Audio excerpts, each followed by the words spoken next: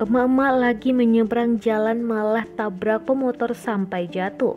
Namanya menyeberang jalan sudah pasti harus hati-hati, karena kalau meleng sedikit bukan gak mungkin kecelakaan bisa terjadi.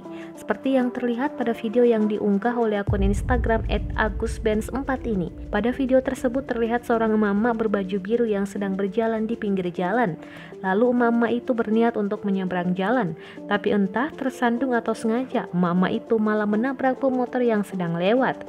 Pemotor yang kebetulan sedang melaju pelan itu pun kemudian terjatuh. Beruntung keduanya terlihat tidak mengalami luka parah.